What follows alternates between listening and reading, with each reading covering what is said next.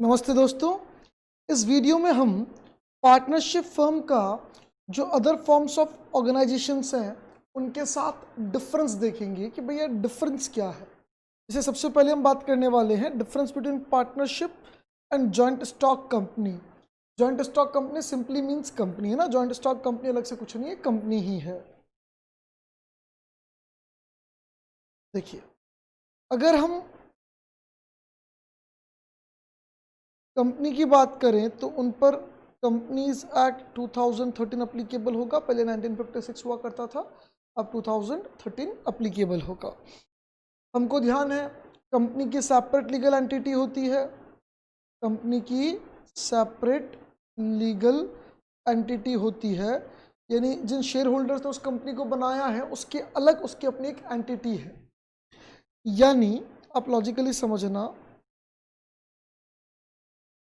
ऐसे बहुत सारे शेयर होल्डर्स होंगे जिन्होंने एक कंपनी के शेयर खरीद रखे हैं। क्लियर है?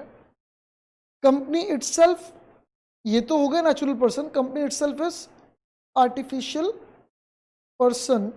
कंपनी की एक सेपरेट लीगल एंटिटी होगी, कंपनी की एक सेपरेट लीगल एंटिटी होगी, अपने share holders board of directors से अलग, एक अलग एंटिटी का अलग इमेज होगी, एक अलग वैल्यू होगी। यानी कंपनी अगर किसी बंदे से कॉन्ट्रैक्ट करती है तो बिल्कुल कर सकती है। कॉन्ट्रैक्ट के लिए जिम्मेदार कौन होगा? शेयर होल्डर जिम्मेदार होगा, बोर्ड ऑफ डायरेक्टर जिम्मेदार होंगे? नहीं, कंपनी जिम्मेदार होगी, कंपनी ने किया। कंपनी प्रॉपर्टी खरीद सकती है, हाँ। कंपनी की प्रॉपर्टी का ऑनर कौन होगा? कंपनी खुद होगी। क्या शेयर होल्डर उस प्रॉपर्टी पर अधिकार जता सकता है? नहीं नहीं नहीं नहीं, दो अलग अलग इंसान है। आप समझो, शेयर होल्डर का ऐसा है जैसे मान लो मैंने आपसे पैसे उधार लिए और मैंने आपको कागज पे लिख के दे दिया कि मैं आपको आपका पेमेंट कर दूंगा इस डेट पे, जो भी है, या पीरियडिकली मैं आपको इतना इतना पेमेंट हर महीने हर साल करता रहूंगा, या इतना इतना इंटरेस्ट देता रहूंगा, वॉट एवर, मैंने आपको एक कागज पे लिख के दे दिया। अब उन पैसों से मैंने एक प्रॉपर्टी परचेज करी, उस प्रॉपर्टी पर अधिकार किसका? मेरा। जैसे मैंने आपको कागज लिख के दिया, आपसे कुछ पैसे उधार लिए, वैसे मैंने लाखों लोगों से पैसे उधार लिए और उन लाखों लोगों को कागज लिख के दे दिया, and now I have purchased a property. और ए शॉप, एक शोरूम परचेज किया, उसमें बिजनेस कर रहा हूं मैं। कल आप आके शोरूम की कुर्सी बैठ जाओ, साहब पैसे तो मेरे भी दिए हुए, आपने मुझे पैसे दिए, मेरे से बात करो। वो प्रॉपर्टी आपकी नहीं है, वो प्रॉपर्टी तो मेरी है। आप अलग पर्सन हो, मैं अलग पर्सन हूं। सिमिलरली कंपनी के केस में कंपनी का अलग पर्सन है, शेयर होल्डर अलग पर्सन है। शेयर होल्डर ने कंपनी को पैसे दिए और बदले में कंपनी ने उनको शेयर दे दिया, चाहे लिख के दिया हो, फिजिकल फॉर्म में पहले होता था, आजकल डिजिटल फॉर्म में होता है, चाहे डिजिटल फॉर्म में दिया हो। लेकिन कंपनी ने क्या किया उसको, कंपनी ने क्या किया उसको अपना एक लिखकर शेयर पकड़ा दिया, और ऐसे बहुत सारे शेयर होल्डर्स को पकड़ा दिया। उन्होंने पैसा कंपनी को दिया, अगर कंपनी ने कोई प्रॉपर्टी खरीदी, उस प्रॉपर्टी पर ओनरशिप कंपनी का है। कल अगर कुछ अच्छा बुरा होता है तो कंपनी का अच्छा बुरा है। आपको एक केस लो बताता हूँ। कंपनी की जो प्रॉपर्टी होती है उसके ऊपर ऑनरशिप प्योरली कंपनी की होगी और शेयर होल्डर की कोई ऑनरशिप नहीं है। इसको समझाने के लिए एक एक्चुअल केस हुआ। एक्चुअल केस कुछ इंश्योरेंस का था, आपको शायद ध्यान होगा। इंश्योरेंस सिर्फ आप अपनी प्रॉपर्टी का या अपना ही करा सकते हो, दूसरे का इंश्योरेंस नहीं करवा सकते। कॉन्ट्रैक्ट एक्ट में हमने वेजरिंग एग्रीमेंट पढ़ा था, लॉटरी वगैरह, आपको याद हो तो, वेजरिंग एग्रीमेंट, लॉटरी वगैरह। किसी और का इंश्योरेंस करवाना एक तरीके से वेजरिंग एग्रीमेंट है, लॉटरी खरीदने जैसा है। आप समझो, आपने किसी मिस्टर एक्स का लाइफ इंश्योरेंस करवा दिया उसको और आपने प्रीमियम पे कर दिया। टेक्निकली आपने लॉटरी खरीदी है, अगर वो मर गया तो आपकी लॉटरी निकल आएगी। आपने अगर किसी मिस्टर एक्स का इंश्योरेंस करवाया है तो एक्स के मरते ही पैसा आपको मिल जाएगा। तो आपने जो प्रीमियम दिया, आपने टेक्निकली लॉटरी का पैसा दिया है, वो मर जाएगा, आपको पैसे नहीं मरेगा। तो आपको याद होगा इंश्योरेंस कॉन्ट्रैक्ट कंटिंजेंट कॉन्ट्रैक्ट में आता है। कंटिंजेंट और वेजरिंग में बेसिक डिफरेंस भी यही था, इंटरेस्ट ऑफ द पार्टीज। अगर पार्टी का उस इवेंट में, उस पूरे कॉन्ट्रैक्ट में पैसे लेने देने के अलावा और कोई इंटरेस्ट, अपना हित, अगर कोई और बात है तो वो इंश्योरेंस है या वो कंटिंजेंट है। यानी अगर आप अपनी लाइफ इंश्योरेंस करा रहे हो तो आपका हित है उसमें कि अगर मैं मर गया तो मेरे परिवार का क्या होगा। आप लॉटरी नहीं खरीद रहे हो। आप अगर अपनी बिल्डिंग का इंश्योरेंस करा रहे हो तो आपका हित, सेफ्टी करा रहे हो आपकी, भैया कल मेरे बिल्डिंग कुछ हो गया तो मेरा मेरा फ्यूचर कैसे होगा, आप अपनी सेफ्टी की बात कर रहे हो। लेकिन आप किसी और के मकान का अगर फायर इंश्योरेंस करवा रहे हो तो टेक्निकली लॉटरी खरीद रहे हो, उसकी आग लगी आपकी लॉटरी लगी, उसकी आग नहीं लगी आपके लॉटरी का पैसा डूब गया, यही हो रहा है। तो कोई एक व्यक्ति किसी और की प्रॉपर्टी का इंश्योरेंस नहीं करवा सकता। इसमें हुआ क्या था, कंपनी की एक फैक्ट्री प्रीमाइस थी, जैसे मान लो रिलायंस कंपनी है, सपोज फॉर एग्जांपल, रिलायंस का केस नहीं एक्चुअली, उनकी एक फैक्ट्री है, फैक्ट्री का इंश्योरेंस करवाना था और मुकेश अंबानी ने अपने पर्सनल अकाउंट से, पर्सनल बैंक अकाउंट से पेमेंट कर दिया इंश्योरेंस प्रीमियम का और खुद के नाम पर इंश्योरेंस ले लिया। इस फैक्ट्री प्रीमाइस की फायर इंश्योरेंस उसने अपने पर्सनल अकाउंट से पे कर दिया और उसने खुद ने करवा दी। अगर कंपनी की कैपेसिटी में कंपनी के अकाउंट से पे करता और as a director of company अगर वो साइन करता तो बात अलग होती, उसने पर्सनल कैपेसिटी में कर लिया, यानी टेक्निकली खुद ने फैक्ट्री की फायर इंश्योरेंस करवा दी। फ्यूचर में हुआ ये कि फैक्ट्री में फायर लग गई, आग लग गई, फैक्ट्री पूरी जल गई। मुकेश अंबानी गए कंपनी के पास, इंश्योरेंस कंपनी के पास, बोले साहब इंश्योरेंस क्लेम। इंश्योरेंस कंपनी ने इंश्योरेंस क्लेम देने से मना कर दिया, इंश्योरेंस कंपनी ने इंश्योरेंस क्लेम देने से मना कर दिया, कहा कि फैक्ट्री तो रिलायंस की है, रिलायंस अगर इंश्योरेंस कराता तो वैलिड इंश्योरेंस होता, आपने इंश्योरेंस करा, इंश्योरेंस वैलिड नहीं है, this contract is not valid, valid नहीं है क्योंकि आपकी फैक्ट्री नहीं, सेपरेट लीगल एंटिटी होती है साहब, आप कौन इंश्योरेंस कराने वाले, आपने किसी और की प्रॉपर्टी का इंश्योरेंस क्यों करवाया, किस बात का दें आपको पैसा, और एक्चुअली नहीं मिला पैसा, क्लियर करना। सेपरेट लीगल एंटिटी को समझाने के लिए केस और है, सोलोमन वर्सेस सोलोमन। क्या केस है समझना, एक व्यक्ति था, मान लो मिस्टर एस नाम का, नाम अपन एस रख देते हैं उसका, सोलोमन पूरा नाम था, एस नाम का एक व्यक्ति था, उसने एस लिमिटेड नाम से कंपनी बनाई। ये केस वैसे और डिटेल में आपके पास आएगा सी इंटर में, जब आप कंपनी लॉ पढ़ोगे। मैं एक बार थोड़ा सा आपको समझ में आ जाए उतनी बात करूंगा। एस लिमिटेड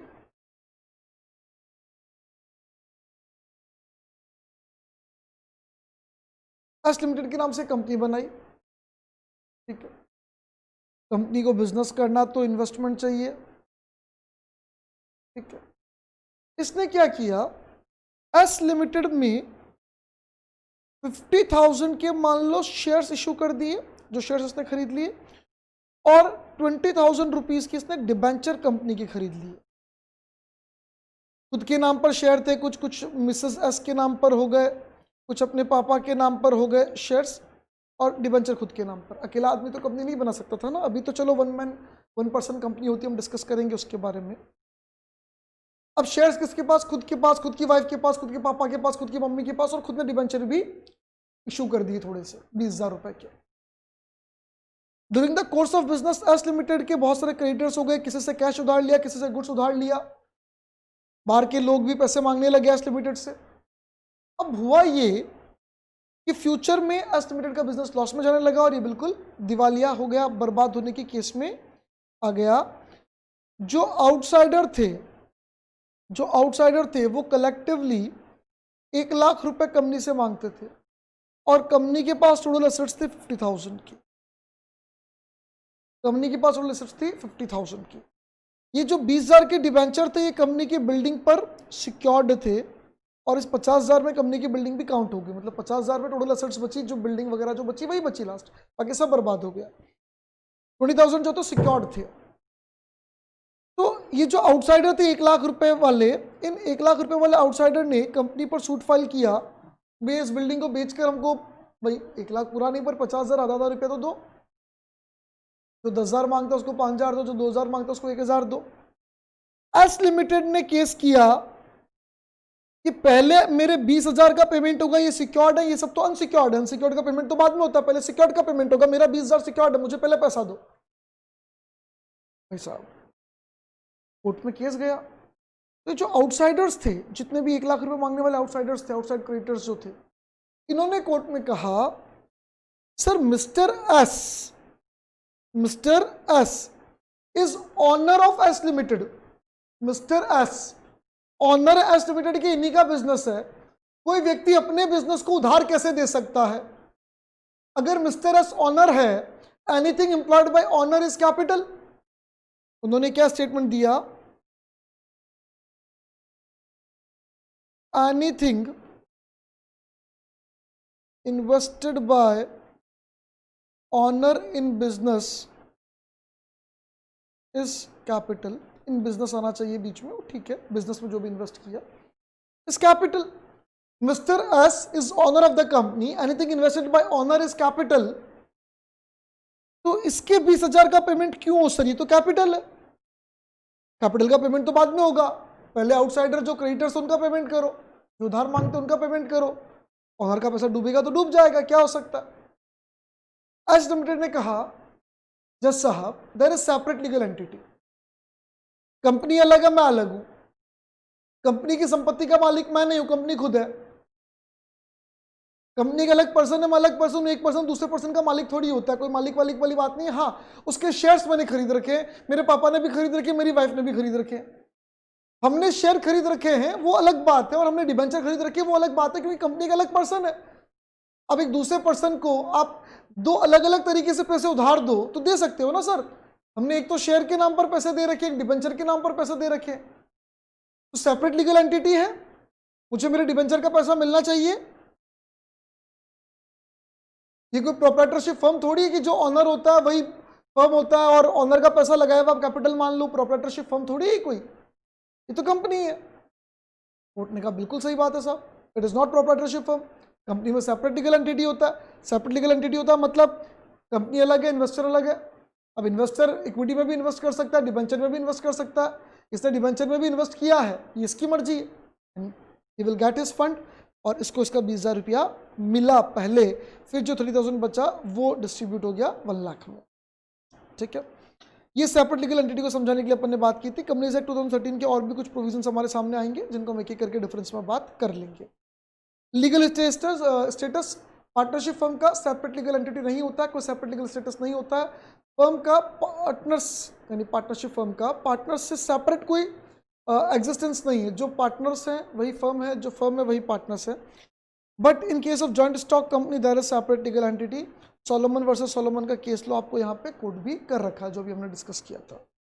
एजेंसी, यहाँ एजेंसी का मतलब बेसिकली म्यूचुअल एजेंसी से मैं क्लियर कर दूं आपको। यहाँ एजेंसी का मतलब बेसिकली किससे, म्यूचुअल एजेंसी। दुनिया में सिर्फ एक ही फॉर्म ऑफ बिजनेस है जहाँ म्यूचुअल एजेंसी होती है, पार्टनरशिप।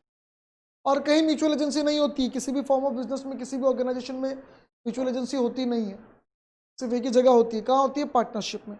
यानी म्यूचुअल एजेंसी यहाँ होगी, हर पार्टनर एक दूसरे का एजेंट होगा, एज वेल एज पूरी फर्म का भी एजेंट होगा। यानी एक पार्टनर अगर कुछ कर रहा है तो वो कर रहा है ऑन बिहाफ ऑफ फर्म, पूरी फर्म जिम्मेदार है। पूरी फर्म मतलब सारे पार्टनर्स इंक्लूडिंग हिमसेल्फ, सारे पार्टनर्स इंक्लूडिंग हिमसेल्फ सब जिम्मेदार है। लेकिन इन case of joint stock company कोई भी म्यूचुअल एजेंसी नहीं होती। एक शेयर होल्डर की कुछ करने से दूसरा शेयर होल्डर जिम्मेदार नहीं होता। दोनों के बीच में कोई भी सेपरेट, दोनों के बीच में कोई भी म्यूचुअल एजेंसी नहीं होती।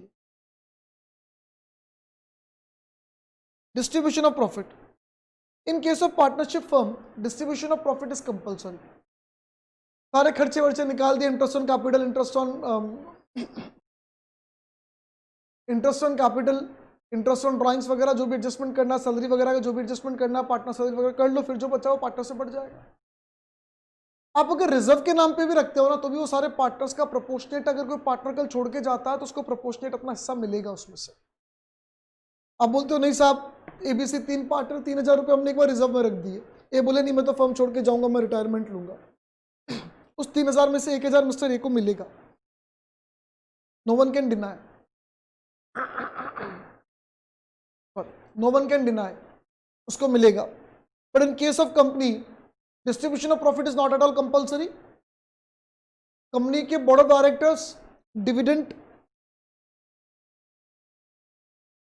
डिस्ट्रीब्यूटेबल प्रॉफिट वर्ड इसने यूज किया, डिविडेंड वर्ड यूज किया। जो बोर्ड ऑफ डायरेक्टर्स है वो डिविडेंड डिक्लेयर करते हैं, वो कहते हैं साहब हम इतना डिविडेंड देना चाहते हैं, मान लो लाख रुपया कमाए, हम 10,000 डिविडेंड बांटना चाहते हैं, उनकी मर्जी। कुछ भी नहीं बांटना चाहे उनकी मर्जी, ठीक है साहब। जब वो डिविडेंड डिक्लेयर करते हैं तो फिर कंपनी का जनरल मीटिंग होता है, उसमें रखा जाता है एनुअल जनरल मीटिंग में, एजीएम के अंदर, और सारे शेयर होल्डर भी कह देते हैं, मतलब मेजोरिटी में अगर ये पास हो जाता है कि हाँ चलो ठीक है इतना डिविडेंड हमको मिलना चाहिए, तो उतना डिविडेंड डिस्ट्रीब्यूट हो जाएगा। यानी कंपनी ने 1 लाख रुपया कमाया, 10,000 रुपया बांट दिया। कोई शेयर होल्डर अपना शेयर बेचना चाहता है, वो बोले भैया कंपनी में जो प्रॉफिट कमाया उसमें मेरा हिस्सा दो, तो नहीं मिलेगा। यानी डिस्ट्रीब्यूशन ऑफ प्रॉफिट पार्टनरशिप में कंपलसरी, आप रिजर्व के नाम पे भी रखते हो तो भी वो पार्टनर का ही है। पार्टनर कल छोड़ के जाएगा तो रिजर्व में अपना हिस्सा लेकर जाएगा, वो पार्टनर का। कंपनी के अंदर प्रॉफिट डिस्ट्रीब्यूशन कंपलसरी नहीं है, यानी आपने जितना डिविडेंड बांट दिया वो आपकी मर्जी, नहीं बांटो आपकी मर्जी, और जो नहीं बांटा उसमें कोई शेयर होल्डर ये कहते कि भैया तो मेरा मुझे दो, नहीं मिलेगा सर, नहीं मिलेगा। Distribution is not compulsory. Extent of liability, यहाँ एक पेज इंसर्ट कर लेते हैं अपन।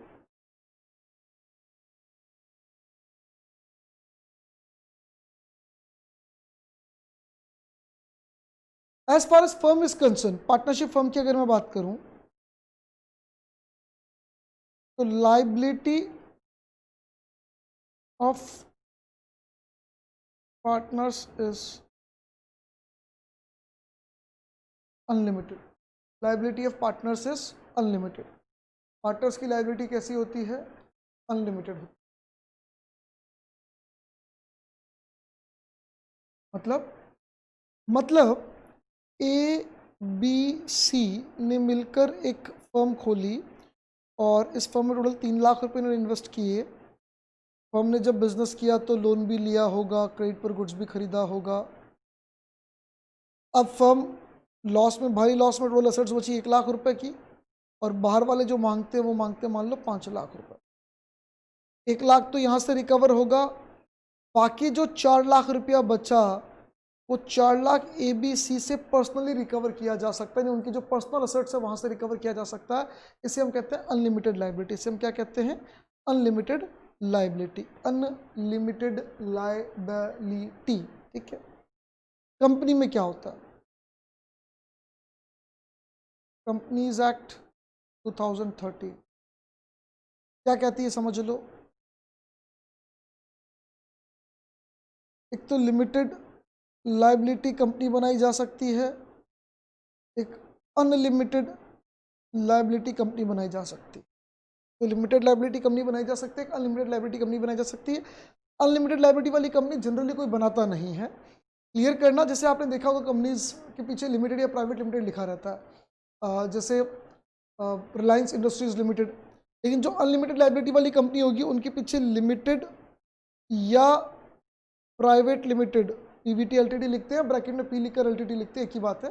या तो अपन पीवीटी एलटीडी लिखते हैं या फिर ब्रैकेट में पी लिख के एलटीडी लिखते हैं, ये नहीं लिखा जाता है। अनलिमिटेड लायबिलिटी वाली कंपनी के पीछे आपको लिमिटेड प्राइवेट लिमिटेड वर्ड नहीं मिलेगा। लिमिटेड वर्ड ये शो करता है कि कंपनी के मेंबर्स की, शेयर होल्डर्स की लायबिलिटी लिमिटेड है, और प्राइवेट लिमिटेड ये शो करता है कि लायबिलिटी लिमिटेड और कंपनी प्राइवेट है, मतलब कुछ लोगों की है, पब्लिक एट लार्ज में नहीं है, कुछ लोगों की है। कुछ लोगों का लिमिट वगैरह भी अपन डिस्कस करेंगे, 200 मेंबर्स का लिमिट होता है प्राइवेट में, अपन डिस्कस करेंगे। पर पहले यहाँ देखो, जो लिमिटेड लायबिलिटी वाली कंपनी जनरली यही चलता है, 99.99% लिमिटेड लायबिलिटी कंपनी ही बनाते हैं लोग बाग। अनलिमिटेड लायबिलिटी के साथ कंपनी क्यों बनाएंगे, क्यों अपनी लायबिलिटी को ज़्यादा रखेंगे, अनलिमिटेड रखेगा, जनरली कोई नहीं रखता। लिमिटेड लायबिलिटी कंपनी में भी क्या है, 2 बातें। एक तो होता है लिमिटेड बाय शेयर्स, एक होता है लिमिटेड बाय गारंटी। एक होता है लिमिटेड बाय शेयर्स, एक होता है लिमिटेड बाय गारंटी। मान लो आपने ₹10 का एक शेयर खरीदा जो कि 8 पेड अप है और 2 अनपेड है। अगर कंपनी कभी ऐसी बुरी स्थिति में पहुंचती है, जो ऊपर हमने पार्टनरशिप फर्म में बात बोली कि भैया फर्म की एसेट्स तो 1 लाख की और लोग मांगते हैं 5 लाख, ऐसी स्थिति में पहुंचती है तो कंपनी मैक्सिमम ये ₹2 शेयर होल्डर से कॉल कर सकती है, भैया आपका ₹2 बाकी है वो दे दो। यानी in case of company limited by shares, the liability of the share holder is limited to the unpaid share call amount. जो अनपेड कॉल अमाउंट है वहां तक के लिए उसकी लायबिलिटी क्या है, लिमिटेड, उससे ज्यादा जिम्मेदार नहीं है।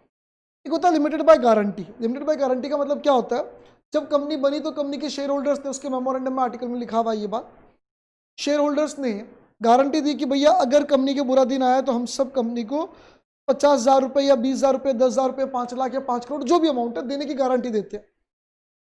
ये कंपनी के मेमोरेंडम आर्टिकल में लिखा हुआ है ऑलरेडी। जो कंपनी का कॉन्स्टिट्यूशन बनता है, कॉन्स्टिट्यूशन मतलब जो लीगल डॉक्यूमेंट्स बनते हैं बेसिकली, मेमोरेंडम, उसका जो लाइबिलिटी क्लोज है उसमें क्लियरली लिखा हुआ है। मेमोरेंडम में अलग अलग क्लोज होते हैं, एक लाइबिलिटी क्लोज होता है, उसमें क्लियरली लिखा हुआ है भैया 50,000 रुपये तक हम देने को तैयार हैं। तो इसका मतलब अगर कंपनी के बुरे दिन आए तो एक शेयर होल्डर के घर पे भले 500 करोड़ रुपए पड़े हैं, लेकिन वो मैक्सिमम कितना देने को तैयार, अपनी जेब से कितना दिया जा सकता है, उससे कितना लिया जा सकता है, मतलब उससे 50,000, उसकी लाइबिलिटी लिमिटेड है उस अमाउंट तक। तो लिमिटेड भी दो तरीके से हो सकती है, एक शेयर्स और एक गारंटी। अनलिमिटेड कंपनी होगी तब तो अनलिमिटेड होगा ही होगा, पर ये जनरली नहीं होता है। एक्सटेंट ऑफ लाइबिलिटी, यहाँ देख ले, पार्टनरशिप फर्म में लाइबिलिटी अनलिमिटेड होती है। This means that each partner is liable for the debts of a firm incurred in the course of business, यानी व्यापार के अंतर्गत जितना भी लॉस हुआ है सबके लिए हर पार्टनर क्या होगा, सॉरी, हर पार्टनर क्या होगा, रिस्पॉन्सिबल होगा। These debts can be recovered from his private property, partners की जो प्राइवेट प्रॉपर्टी, जो पर्सनल असेट्स है वहां से रिकवर किया जा सकता है। अगर फर्म की जो जॉइंट एस्टेट है, जो फर्म की जो प्रॉपर्टी है, पार्टनरशिप फर्म की जो जॉइंट एस्टेट मतलब जो जॉइंट प्रॉपर्टी पार्टनर्स की फर्म के अंदर, वो इनसफिशिएंट होती है। तो कंपनी अगर लिमिटेड बाय शेयर्स है तो the liability of share holders limited to the amount if any unpaid on his share, share पे जो अनपेड है वहां तक के लिए लायबिलिटी होगी। But in case of guarantee company अगर लिमिटेड बाय गारंटी है, the liability is limited to the amount for which he has agreed to be liable, जितना उसने अपनी लायबिलिटी गारंटी दी है। हाउएवर कंपनीज अनलिमिटेड लायबिलिटी वाली भी बनाई जा सकती है। प्रॉपर्टी, कंपनी की प्रॉपर्टी पर शेयर होल्डर का, डायरेक्टर्स का कोई अधिकार नहीं, ये हमने पहले डिस्कस कर लिया था। जबकि फर्म की प्रॉपर्टी पर पार्टनर्स का अधिकार है, यानी पार्टनर बोल सकता है कि मेरी प्रॉपर्टी है। जैसे मान लो 3 जने पार्टनर है ए बी सी, एक ही ऑफिस में बैठे हैं, लड़ाई हो गई, ए बोले तू ए बी को बोले तू बाहर निकल, बी ने कहा मैं क्यों निकलूँ भाई, मेरे भी पैसे लगे हुए, मैं भी पार्टनर हूँ, मेरा भी इस ऑफिस में उतना अधिकार है जितना तेरा है, मैं क्यों निकलूँ। दोनों ही बात बोल सकते हैं, आप समझना, क्योंकि वो जॉइंट एस्टेट, दोनों की जॉइंट प्रॉपर्टी है, दोनों का उस पर अधिकार है, तीनों का अधिकार है, ए बी सी तीनों का अधिकार। लेकिन आप रिलायंस कंपनी का एक शेयर खरीद लो, रिलायंस इंडस्ट्रीज लिमिटेड का एक शेयर खरीद लो, या आईसीआईसीआई बैंक लिमिटेड का एक शेयर खरीद लो, और आप आईसीआईसीआई बैंक के ऑफिस में जाके मैनेजर की कुर्सी में बैठ जाओ, वो सब शेयर खरीदा, मालिक हूँ, असेट्स पे मेरा अधिकार है, मैं बैठूंगा नहीं साहब। शेयर होल्डर का, बोर्ड ऑफ डायरेक्टर का टेक्निकली कोई अधिकार नहीं है, क्योंकि असेट्स, सारी प्रॉपर्टी बिलोंग करती है कंपनी से, कंपनी उसके अधिकार रखती है, कंपनी के अलावा और कोई अधिकार नहीं रखता। In company its property is separate from that of the member, company की प्रॉपर्टी मेंबर की प्रॉपर्टी से सेपरेट है। खाली जो डिविडेंड वगैरह मिलेगा वो शेयर होल्डर का है, या अगर कभी कंपनी कैपिटल का पैसा रिफंड करती है, बायबैक ऑफ शेयर या कंपनी के वाइंड अप होने पर जो भी हो, उस केस में जब कंपनी पैसा रिफंड करती है कैपिटल का, एक बायबैक ऑफ शेयर भी होता है, जिसमें कंपनी शेयर वापस खरीद लेती है और पैसा दे देती है, उस समय कैपिटल का रिफंड मिलेगा, उसके अलावा आप कंपनी के पैसों को हाथ नहीं लगा सकते। ट्रांसफर ऑफ शेयर, अगर एक पार्टनरशिप फर्म में 3 पार्टनर है ए बी सी, ए सोचता है कि यार मैं अब नहीं रहना चाहता, मैं अपना हिस्सा डी को बेच दूं कि भाई मेरी जगह डी पार्टनर हो जावे, तो क्लियर करना बी और सी की सहमति के बिना आप डी को पार्टनरशिप फर्म में एडमिट नहीं करवा सकते, यानी ए अपना हिस्सा नहीं बेच सकता है डी को। अब समझो पार्टनरशिप जो है ना एक विश्वास का एग्रीमेंट है, क्यों, क्योंकि आप समझो इसमें लायबिलिटी अनलिमिटेड है, यानी किसी एक पार्टनर ने कुछ किया तो उसके जूते सबको पड़ेंगे, म्यूचुअल एजेंसी होती है। यानी आप जब किसी के साथ पार्टनरशिप कर रहे हो तो टेक्निकली उस पर आप इतना ट्रस्ट कर रहे हो कि भैया इसकी जो एबिलिटी, इसका जो काम करने का तरीका वो अच्छा है, इसके कारण से जहां तक मुझे जूते नहीं पड़ेंगे, इसी विश्वास पे कर रहे हो ना। आपको लगे कि इसमें लखन ही नहीं तो डुबाएगा, उसके साथ आप पार्टनरशिप करोगे क्या, नहीं। तो कहीं ना कहीं विश्वास वाली बात तो होती है, आपको उस व्यक्ति पे विश्वास है, उसकी काबिलियत पे विश्वास, उसके काम पर विश्वास है, तभी आप उसको अपने साथ पार्टनर बना रहे हो। अब वो कह रहा नहीं मेरी जगह पे डी, तो भाई मुझे डी पे विश्वास हो नहीं हो क्या पता, मेरे से पूछ, मैं चाहूंगा तो बनाऊंगा, वरना कल डी कुछ करेगा और डंडे तो बी और सी को भी पड़ जाएंगे, ए तो डी को शेयर बेच के निकल जाएगा, जूते किसके पाती आएंगे, बी और सी के। तो भैया विदाउट कंसेंट ऑफ ऑल किसी पार्टनर को ये अधिकार नहीं कि अपना हिस्सा बेचते। कंपनी में अपने शेयर आराम से बेच सकते हो, अगर प्राइवेट कंपनी है तो आर्टिकल ऑफ एसोसिएशन में जो लिखा हुआ उस अकॉर्डिंगली, और अगर पब्लिक कंपनी है तो आप मर्जी आओ जैसे बेचो, कोई दिक्कत नहीं। In a company share holder में transfer share subject to the provisions of articles, article के प्रोविजंस जनरली प्राइवेट कंपनी के लिए ही होते हैं। In case of public limited company whose shares are quoted stock exchange, अगर स्टॉक एक्सचेंज पर share listed है तो आप आराम से बेचो, शेयर मार्केट में खुला बेचो ना, पूरी दुनिया में ऑनलाइन कैसे भी बेचो, आप आराम से बेच सकते हो, कोई दिक्कत ही नहीं है। मैनेजमेंट, कंपनी का मैनेजमेंट कौन देखता है? Board of directors. Board of directors appoint किए जाते हैं मेंबर्स के द्वारा। जनरल मीटिंग में मेंबर्स अपने वोटिंग से अपॉइंट करते हैं कि भैया ये बंदा मिलकर बिजनेस संभालेगा, और वो बिजनेस संभालते हैं। पार्टनरशिप फर्म में अगर कोई एग्रीमेंट नहीं है तो सारे पार्टनर्स मैनेजमेंट संभालेंगे, नहीं तो जो एक्टिव पार्टनर्स होते हैं, हम आगे पढ़ेंगे टाइप्स ऑफ पार्टनर्स में, जो एक्टिव पार्टनर्स होते हैं वो मैनेजमेंट संभालते हैं। हाँ, अगर एग्रीमेंट है कि भैया हम 3 पार्टनर हैं, 3 में से इसका काम है सेल संभालना, इसका काम है परचेज संभालना, ये सिर्फ पैसे लगा के बैठेगा, ये कुछ काम नहीं संभालेगा, तो जिसकी जो जिम्मेदारी है उतना काम संभालेगा।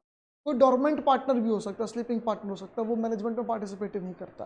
तो अगर कोई एग्रीमेंट है ऐसा तब बात अलग है, नहीं तो बाकी सारे पार्टनर्स संभालेंगे। लेकिन कंपनी में कौन संभालता है? Members are not entitled to take part in the management, members नहीं लेंगे, डायरेक्टर्स लेंगे। हाँ, एक member as a director appoint हो सकता है, लेकिन एक जनरल मेंबर जाकर मैनेजमेंट नहीं संभाल सकता। मेंबर को पहले जनरल मीटिंग में इलेक्शन में खड़ा होना पड़ेगा। इलेक्शन मतलब अपॉइंटमेंट के लिए सामने आना पड़ेगा कि मैं चाहता हूं कि मेरा डायरेक्टर की तरह अपॉइंटमेंट हो, उसकी एक प्रोसेस है पूरी। फिर शेयर होल्डर्स जो होंगे वो उसके लिए वोट डालेंगे, फेवर में और नॉट फेवर। अगर मेजोरिटी में फेवर है तो डायरेक्टर अपॉइंट हो जाएगा, बाकी हट जाएगा। इन केस में पार्टिसिपेट, ठीक है। Member however enjoy the right of attending general meeting and voting where they can decide certain questions such as election of directors, appointment of auditors etc. General meeting सारे share holder attend करते हैं, और उसमें decide किया जाता है कि हमारा डायरेक्टर कौन होगा, हमारा ऑडिटर कौन होगा, डिविडेंड डिक्लेयर करना कि नहीं करना, इन सबका अल्टीमेट वोटिंग वहाँ होगा, और वहाँ पे हम मेंबर्स वोट डालेंगे। रजिस्ट्रेशन, पार्टनरशिप फर्म का रजिस्ट्रेशन कंपलसरी नहीं है, आपकी मर्जी आओ तो करो, मर्जी आओ तो मत कराओ। ये हम इसके 3rd यूनिट में डिटेल में बात करेंगे रजिस्ट्रेशन को लेकर। कंपनीज का रजिस्ट्रेशन कंपलसरी है, बिना रजिस्ट्रेशन कंपनी हो ही नहीं सकती। कंपनीज एक्ट 2013 के according registrar of companies, generally her state में एक रजिस्ट्रार होता है, कुछ कुछ स्टेट में 2 रजिस्ट्रार भी हैं। तो जो रजिस्ट्रार ऑफ कंपनी आपका अप्लीकेबल है, सेंट्रल गवर्नमेंट के अंतर्गत चलता है, क्लियर करना। यहाँ पे पार्टनरशिप फर्म में स्टेट गवर्नमेंट के अकॉर्डिंगली प्रोविजंस वगैरह चलते हैं, यानी अगर रजिस्ट्रेशन भी होता है तो स्टेट गवर्नमेंट के जो ऑफिसर्स होते हैं वो करते हैं, मतलब यहाँ पे सेंट्रल गवर्नमेंट का सारा काम चलेगा।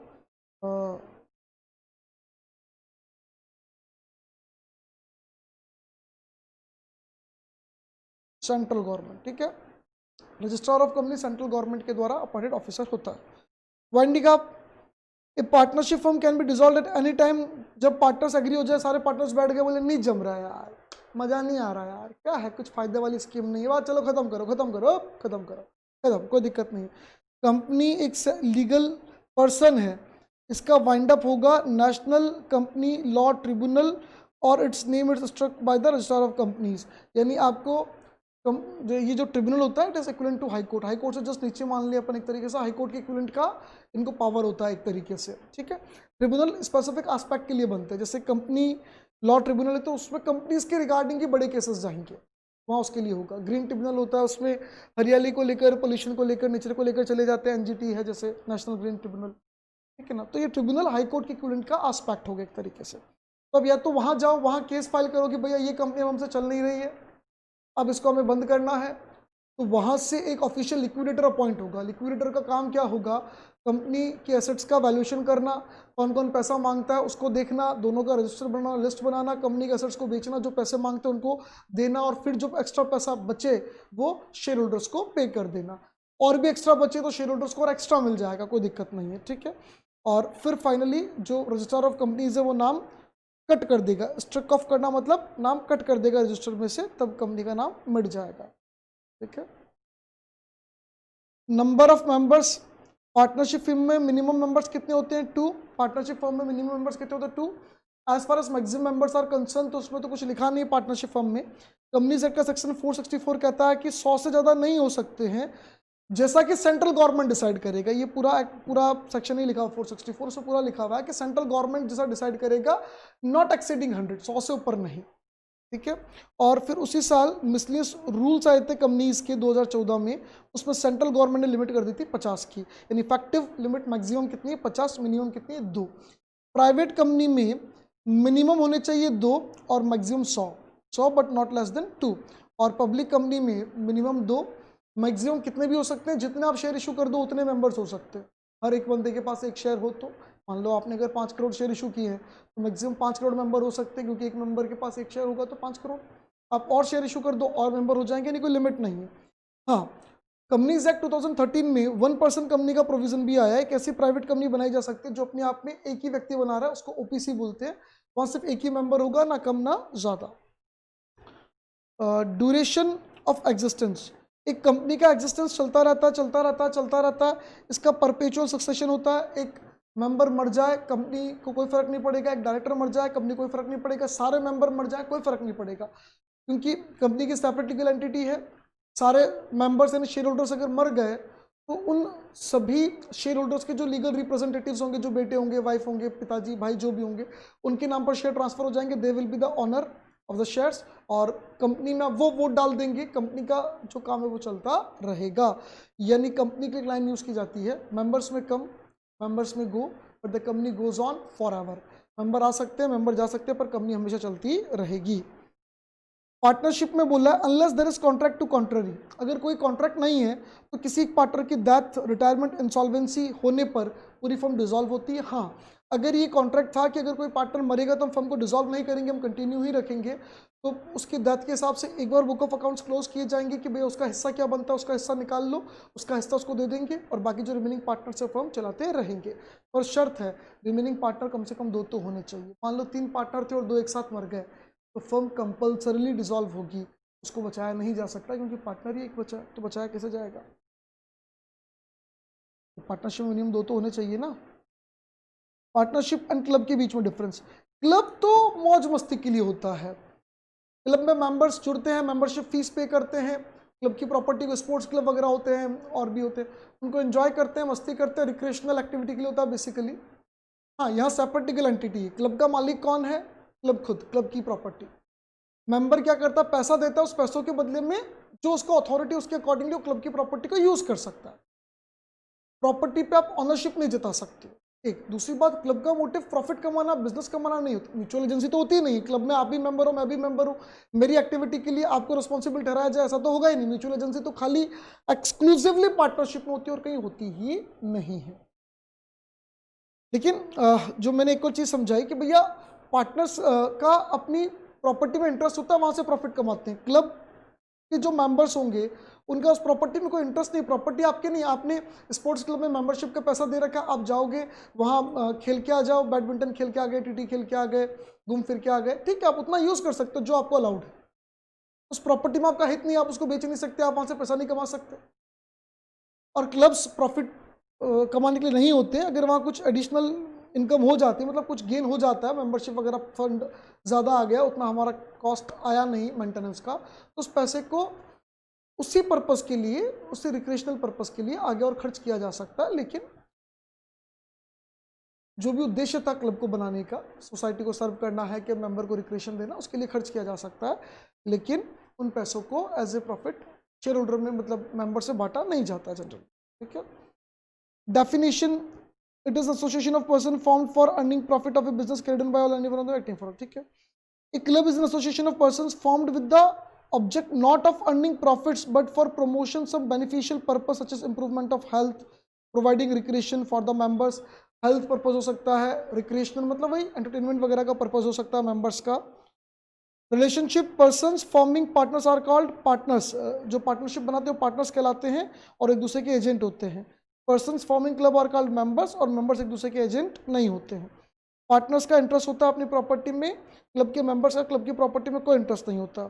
ए change in the partners of the firm affects its existence, कोई पार्टनर मर गया, कोई पार्टनर रिटायर हुआ, तो उससे पार्टनरशिप के एग्जिस्टेंस में फर्क पड़ता है। क्लब में कोई फर्क नहीं पड़ता, आपने मेंबरशिप फीस दी, आप मेंबर हो, अगले साल फीस मत दो, आप मेंबर नहीं हो, जो मेंबर देता रहेगा फीस बनता रहेगा, लेकिन एग्जिस्टेंस पे कहीं कोई फर्क नहीं पड़ता है। पार्टनरशिप एंड HUF, ये HUF वगैरह के लिए हम पहले भी पढ़ चुके हैं। डिफरेंस मतलब आप लोगों ने पढ़ लिया होगा, अकाउंट्स में आया होगा, पार्टनरशिप अकाउंट्स जहाँ पढ़ी होगी, BCK के अंदर भी फर्स्ट चैप्टर में फॉर्म्स ऑफ बिजनेस ऑर्गेनाइजेशन में आया होगा। मोड ऑफ क्रिएशन, ये तो हमेशा एग्रीमेंट से होगा, हमने पढ़ा था। पार्टनरशिप हमेशा एग्रीमेंट से होगा, और HUF बाय बर्थ होता है, birth. Death of A member, death of member से डिसोल्यूशन होता है, यहाँ को डिसोल्यूशन नहीं होता। बिजनेस तभी डिवाइड होगा जब मतलब HUF का बिजनेस तभी डिवाइड होगा जब HUF फैमिली मेंबर्स कहेंगे कि भैया हमको पार्टीशन चाहिए, हमको डिवाइड होना है। HUF में मैनेजमेंट कौन संभालता है? कर्ता, जो हेड ऑफ द फैमिली होता है, कर्ता जो सबसे बड़ा मेंबर होता है। पहले हालांकि Elder male member word use किया जाता था, लेकिन 2005 में जो हिंदू लॉ में चेंज आया उसमें महिलाओं को भी बराबर अधिकार दे दिया। तो अब को पार्टनर्स, जैसे यहाँ पार्टनर्स होते हैं ना फर्म में, वहाँ को पार्टनर्स वर्ड यूज़ होता है। को पार्टनर्स जो होते हैं वो मेल भी हो सकता है, फीमेल भी हो सकता है। और जब फीमेल को पार्टनर हो सकती है तो एक जजमेंट है जिसने ये कहा कि जो सबसे एल्डर फीमेल मेंबर होगी वो कर्ता कहलाएगी, उसको कर्ता कहलाया जा सकता है। ये वन जो लिखा है इसका डिस्क्रिप्शन आगे आपको मिल जाएगा, ये जो बात मैं बता रहा हूँ डिस्क्रिप्शन लिखिए। अथॉरिटी टू पॉइंट, हर पार्टनर एक दूसरे का एजेंट प्रिंसिपल होता है, एक दूसरे को बाउंड कर सकता है। यहाँ सिर्फ कर्ता के पास अथॉरिटी की पूरे परिवार को बाउंड करना, बाकी मेंबर के पास अथॉरिटी नहीं है। यानी कर्ता ही मैनेजमेंट संभाल लेगा। आपको बोले मैनेजमेंट कौन संभाल लेगा? कर्ता। कर्ता का कोई निर्णय पूरे परिवार में बाउंड होगा? हाँ साहब। कर्ता ने कोई एग्रीमेंट किया, पूरा परिवार जिम्मेदार होगा? हाँ साहब। बाकी कोई मेंबर पूरी फैमिली को लायबल ठहराने का कोई काम कर सकता है? नहीं साहब। को पार्टनर्स के पास अधिकार नहीं है, सिर्फ और सिर्फ किसके पास है? कर्ता के पास। अब कर्ता को काम करने का अधिकार है तो कर्ता की लायबिलिटी भी अनलिमिटेड है। बाकी फैमिली मेंबर्स की लायबिलिटी क्या होगी? लिमिटेड। कर्ता, ओनली लायबिलिटी ऑफ कर्ता इज अनलिमिटेड। बाकी सबकी लायबिलिटी कैसी होगी? जितना उन्होंने इन्वेस्टमेंट कर रखा फैमिली बिजनेस में, जितना उनका पैसा लगा हुआ, मतलब भाई लिमिटेड। और पार्टनरशिप में लिमिटेड होती है। Calling off accounts on closure, a partner can suit for account against the firm for accounts provided he also seeks the dissolution of the firm. अगर कोई पार्टनर कहे कि नहीं साहब मुझे तो फर्म छोड़नी है, फर्म बंद करना, डिसॉल्व करना, एक बार बुक ऑफ अकाउंट्स दिखाओ साहब, क्या प्रॉफिट क्या लॉस क्या हालचाल पता तो पड़े, दिखाओ, तो मांग सकता है। लेकिन यहाँ देखो HF में क्या लिखा है? On the separation of joint family a member is not entitled to ask for accounts of the family business। आप कर्ता से अकाउंट नहीं मांग सकते क्योंकि कर्ता परिवार का मुखिया है। तो ये हिंदू लॉ में एक तरीके से बोले रेस्पेक्ट रखी गई है कर्ता की, मुखिया की, कि भैया उससे हर व्यक्ति बोले हिसाब दिखा, हिसाब दिखा। भाई साहब आपके बाबूजी हैं, ऐसा हिसाब कैसे मांग रहे हो? गवर्निंग लॉ, पार्टनरशिप फर्म में गवर्निंग लॉ जो होगा वो पार्टनरशिप एक्ट 1932 और वहाँ पे Hindu law. Minor capacity, minor partner नहीं बन सकता, लेकिन माइनर प्रॉफिट्स के लिए पार्टनरशिप में एडमिट किया जा सकता है। HUF में तो बाई बर्थ ही हो जाता है। Minor become a member of the ancestral business, पैदा होते ही जो एंसेस्ट्रल बिजनेस में आप एक मेंबर हो गए, आपको उसमें हिस्सा मिल गया। Continuity, if firm is subject to a contract, continue तब तक होती रहेगी जब तक डेथ, इंसॉल्वेंसी या रिटायरमेंट ऑफ ए पार्टनर ना हो। हाँ, डेथ, इंसॉल्वेंसी, रिटायरमेंट में भी कंटिन्यू हो सकती है अगर ऐसा कोई एग्रीमेंट ऑलरेडी हो रखा है तो। और HUF तब तक कंटिन्यू रहे तब तक वो डिवाइड ना हो जाए, जब तक फैमिली मेंबर्स डिवीजन के लिए बात ना करें। जिस दिन डिवीजन के लिए बात आ जाए उस दिन डिवाइड हो जाएगा, बात खत्म। नंबर ऑफ मेंबर्स, इसकी मैक्सिमम लिमिट 50 आ गई, वो 100 लिखा होता 464 में, फिर रूल्स में 50 आ गई थी गवर्नमेंट ने। HUF में कोई लिमिट नहीं है साहब, संतान तो भगवान की देन है, आप मेहनत करते रहे, भगवान का आशीर्वाद मिलता रहेगा और HUF बढ़ता रहेगा, बढ़ता रहेगा, बढ़ता रहेगा, बढ़ता रहेगा। कोई लिमिट नहीं है साहब, मर्जी आओ जितने करो। चलिए कोई बात नहीं। Share in the business in A partnership firm, each partner has defined share of virtual agreement between the partners. इनके बीच में डिफाइंड होता है भाई इसका 2:2 होगा, इसका 1:3 होगा, जो भी होगा 2:3। No partners can definite share, his interest is fluctuating one, it is capable of being enlarged by death of family diminishing। यानी सबका बराबर होता है यहाँ पे हिस्सा। नए बच्चे पैदा हो गए, जैसे मान लो अभी 10 जने फैमिली में है, 11 पैदा हो गया तो पहले आपका 1/10 था, फिर आपका 1/11 हो जाएगा। किसी की डेथ होगी तो आपका 1/9 हो जाएगा। यानी डेथ और बर्थ से शेयर घट सकता है, लेकिन जितने मेंबर होंगे सब में बराबर बटेगा। वही लिखा भैया 2005 में जो अमेंडमेंट आया था उसमें ऑल अडल्ट मेंबर्स यानी मेल्स और फीमेल्स दोनों को को पार्टनर्स का दर्जा मिला। इसीलिए जो लैंडमार्क जजमेंट दिया गया जस्टिस नजमी वजीरी ने, उन्होंने कहा कि भैया फीमेल को पार्टनर्स भी कर्ता की तरह मानी जाएगी जो सबसे एल्डेस्ट होगी। पार्टनरशिप एंड को ऑनरशिप, को ऑनरशिप मतलब जॉइंटली प्रॉपर्टी ऑन करना, बिल्डिंग ले ली, प्लॉट ले लिया, घर ले लिया, जॉइंटली ले लिया। जॉइंट ऑनरशिप या को ऑनरशिप एग्रीमेंट से भी हो सकता है और बिना एग्रीमेंट की भी हो सकता है। मैंने कहा था पिता की संपत्ति पिता मर गए, दोनों में बराबर आ गया और साथ में मिलकर खरीदी तो भी खरीद सकते हैं। इनहेरिटेंस भी हो सकता है। देखो यहाँ लिखा है पार्टनरशिप हमेशा कॉन्ट्रैक्ट से आएगा, एक्सप्रेस और इम्प्लॉयड। को ऑनरशिप एग्रीमेंट से भी आ सकता है, ऑपरेशन ऑफ लॉ यानी इनहेरिटेंस से भी आ सकता है, बर्थ वगैरह से। इम्प्लॉयड एजेंसी ये तो यहाँ होगी, यहाँ तो होती ही नहीं है, वही mutual agency. Nature of interest, there is community of interest which means profit और लॉसेस। यहाँ जनरली प्रॉफिट और लॉस नहीं होते हैं, यहाँ रेंट इंटरेस्ट वगैरह कुछ अर्निंग तो हो सकती है और वो अर्निंग बांट ली जाएगी, लेकिन उसमें कोई बहुत बड़ा इंटरेस्ट नहीं है। आपने किसी को दे दिया, देखो बिजनेस करोगे तो रूटीन अफेयर्स होंगे, बार बार मैनेज करना, तो वहाँ आपका इन्वॉल्वमेंट ज़्यादा होगा, वहाँ आपका इंटरेस्ट ज़्यादा होगा। लेकिन एक बिल्डिंग आपने साथ में खरीदी थी, रेंट पर दे रखी, आधा रेंट आ जाओ, महीने के एंड में तू ले ले मैं ले लूँ, बात खत्म। ट्रांसफर ऑफ इंटरेस्ट, पार्टनरशिप में आप अपना हिस्सा ट्रांसफर नहीं कर सकते हो, को ऑनरशिप में आप अपना हिस्सा किसी और को बेच सकते हो। आप बोल दो हम दोनों ने मिलकर ये बिल्डिंग खरीदी थी ना, मैं अपने हिस्से की बिल्डिंग मिस्टर राहुल को बेचता हूँ, बेच दो। मिस्टर रमेश को, राहुल को, एक्स को, चुन्नू को, मुन्नू को, किसी को भी बेचो ना, क्योंकि अनलिमिटेड लाइबिलिटी वाला पंगा तो है नहीं कि वो कुछ करेगा तो आपकी उंगली हो जाएगी, नहीं होगी। पार्टनरशिप में आपकी उंगली हो जाती है, इसीलिए लॉ ने मना किया कि किसी को बेचने नहीं देंगे sir. Partnership and association, association मतलब लेबर एसोसिएशन होती है, बिजनेस ट्रेड एसोसिएशन होती है, कहीं बिल्डिंग बन जाए तो उनकी भी एक सोसाइटी एसोसिएशन बनती है। तो association generally not for profit होती है, या तो ये चैरिटेबल पर्पस के लिए बनती है, या ये कोई रिलीजियस पर्पस के लिए बनती है, ये सोसाइटी मेंटेनेंस के लिए बनती है, कोऑपरेटिव सोसाइटी टाइप मेंटेनेंस के लिए बनती है, या फिर इंश्योरेंस सोसाइटी भी होती है कि सब मिलके पैसा इकट्ठा करो, जिसके घर में आग लगी उसको इतना पैसा मिल जाएगा। मतलब आप इंश्योरेंस कंपनी से इंश्योरेंस नहीं खरीदो, सब मिलके आपस में इंश्योरेंस कर रहे हैं, तो ऐसी भी एक सोसाइटी बन सकती है जो इंश्योरेंस पर्पस से हो। और ट्रेड प्रोटेक्शन पर्पस वही लेबर यूनियन भी बनती है, बिजनेस की यूनियन भी बनती है, ये होता है आपका एसोसिएशन। या बिजनेस वगैरह होता नहीं है, मोटिव बिल्कुल अलग है, ऑब्वियसली मोटिव रिलीजियस भी हो सकता है, ट्रेड वाला भी हो सकता है, बिल्डिंग वगैरह का कॉपरेशन वगैरह भी हो सकता है, और पार्टनरशिप तो प्योरली किसके लिए होती है, बिजनेस के लिए। चलिए यहाँ हमने पार्टनरशिप के दूसरे बिजनेस ऑर्गेनाइजेशंस या नॉन बिजनेस ऑर्गेनाइजेशन के साथ डिफरेंसेस देखे थे।